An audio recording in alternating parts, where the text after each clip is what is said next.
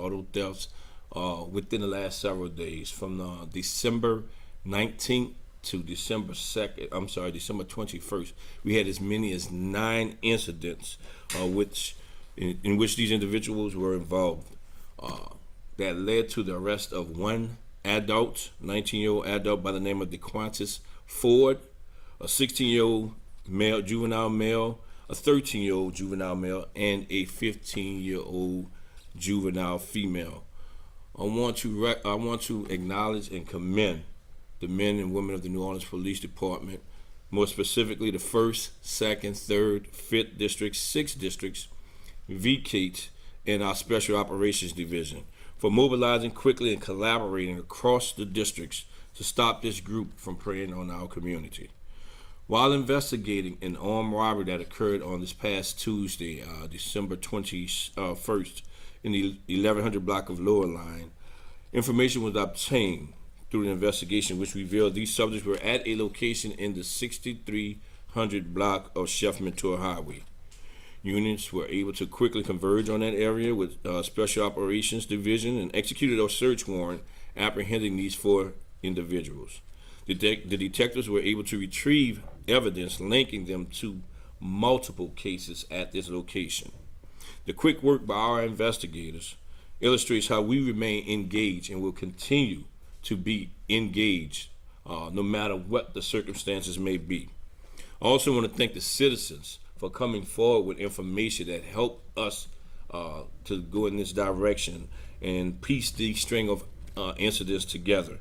We can't do it without you, the citizens, as we've always said, and we know that you cannot do it without us. So we again thank you, because every little bit of information that you get or you give to us or bring to us help us to further our investigations. So far, the arrest of these individuals have cleared, again, 9 incidents. There will be 3 carjackings, 2 attempted carjackings, 1 armed robbery, 2 attempted armed robberies, and an auto theft. So although these individuals have been arrested for these 9 incidents, we will continue to investigate to determine whether they're involved in other investigations, incidents that we have experienced over the last several weeks. It is my hope after these arrests that these individuals will be fully prosecuted and held accountable for their actions. Again, this is something that we cannot do alone. We have to address this collectively, and the citizens stepped up as we have always asked them to do, and the men and women of the New Orleans Police Department has proven and who they really are, who their character is, and what their oath means to them, meaning that they remain engaged and will continue to be vigilant as such. With that, Gary, I'll answer any questions that they may have. This is the issue. Talk about we've got some questions about once juveniles are arrested, how quickly, how does it work? What do they go through, and then how quickly can they be back out on the streets? How kind of explain that? I think that's more or less a court question than it is that I can answer. I mean, when we make the arrest, anytime that a juvenile is arrested, we cannot leave that juvenile in that juvenile facility until that report is completed. Once that report has been completed and that individual juvenile is left in the custody of the JJIC, and it is then incumbent on the district attorney to determine whether they would like to pursue or prosecute these charges, and at that time it is then left into the judge's hand as to what will happen then from then forward. Are y'all seeing a lot of the same suspects back out on the streets after y'all do the work and arrest them? In some cases we have. I can't say it happens often, but in some cases we have seen some of the same juveniles. What I can also say is in having a conversation with juvenile court judges, we also when we realized that we're probably seeing some of our offenders reoffending, we begin to see some of the juveniles being held a little bit longer. One last question, if that's okay. Okay, well, thank you so much. Was the suspects that you mentioned, were they linked to possibly a carjacking on Constant Street that happened this week?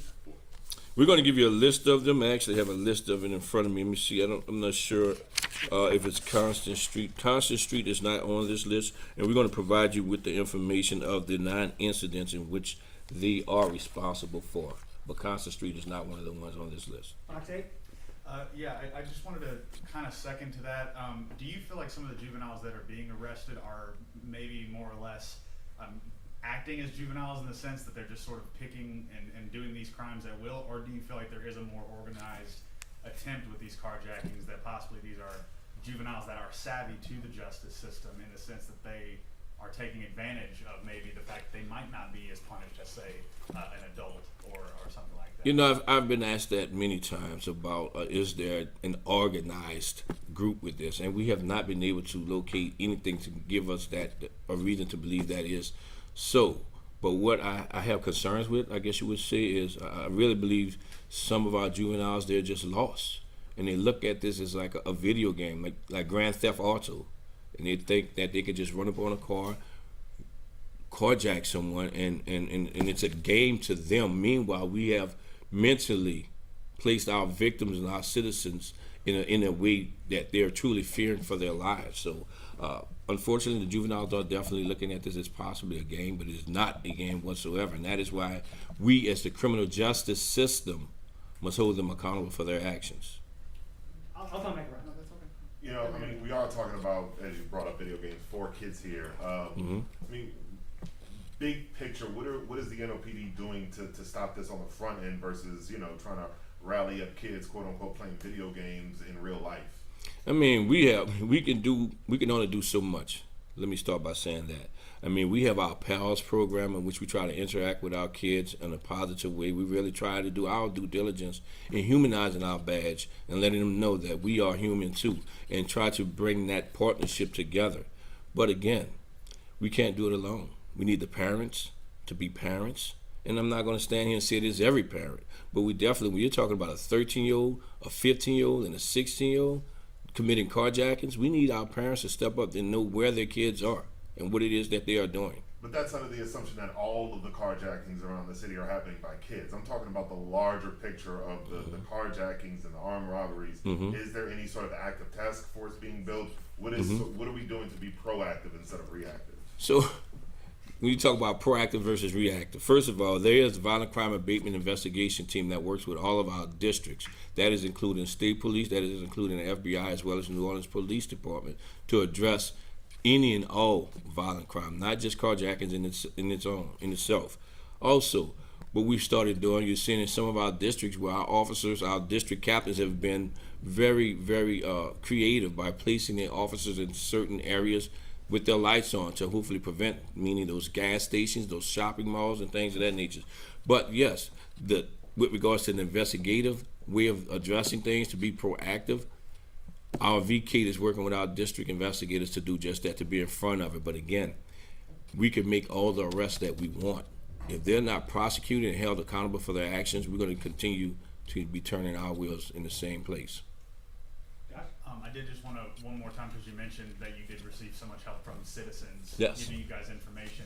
Can you bring that home a little bit, just about, you know, I know so many people are fearful depending on, you know, who they are or how they're connected. People want to, I'm sure, remain anonymous in a lot of these cases. Yes. Can you bring it home just how important it is so that people in the future maybe feel a little bit more comfortable? Well, this is something I've always said. If you see something, say something. I don't care how minute you may think it may be. Every little bit helps us with our investigation. And you do not have to be on the record and identify yourself. That is why we're partnered up with Crime Stoppers. You can call anonymously and state this is what it is that you're seeing, so that we can be more proactive and hopefully discourage future incidents from occurring. Coming into Christmas, do you have anything on your wish list that would help you abate violent crime in the city that you don't have, that you wish you had? No answer, sir.